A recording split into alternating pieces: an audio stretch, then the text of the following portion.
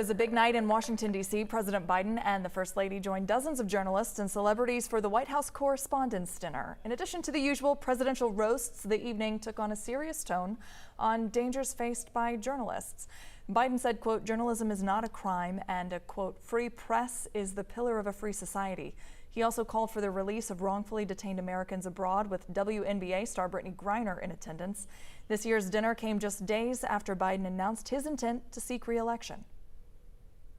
Joining me now is Chuck Todd from NBC's Meet the Press. Good morning, Chuck. Good morning, Christy. As we know, President Biden announced his intent to seek re-election last week, asking voters for, quote, more time to finish the job. Recent polling shows a pretty low approval rating, which is not uncommon for presidents seeking a second term. He certainly has hurdles, the economy and his age. In Georgia, there is no Raphael Warnock, no John Ossoff or Senate race on the ballot in 2024. So if he wins Georgia in 2024, would that be considered more impressive than in 2020? Completely, Christy. In fact, I start off this, in our own analysis here at NBC News. We have Georgia sort of leaning towards the Republicans right now. When you look at the 2022 results, Herschel Walker it was an outlier in many cases, in many ways. It was clear there were more people that went to the polls wanting to vote Republican than Democrat. Just look at the Brian Kemp number, look at the Brad Raffensperger number. Generically, the electorate leaned right. They just couldn't bring themselves to support Herschel Walker.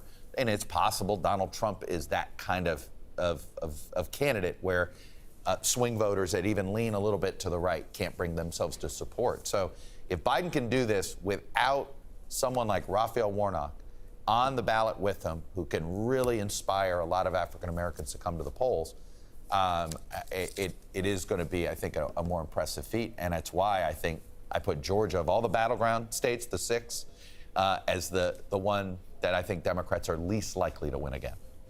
So one of your guests this morning is Vivek Ramaswamy, a Republican presidential candidate. How does a Trump ally run against Trump? So he's trying to run basically as the heir apparent to Trump.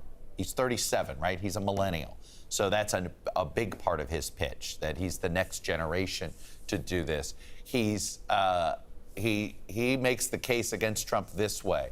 Trump has all these good ideas, but he failed to execute as president. He failed to bring the country together in order to finish the, quote, America First agenda. Now, I don't know how you can both fight the, quote, anti-woke agenda, whatever that is, he will define it on the show, and bring the country together at the same time. We're going to have to show some polling here that this idea of woke really does divide red and blue.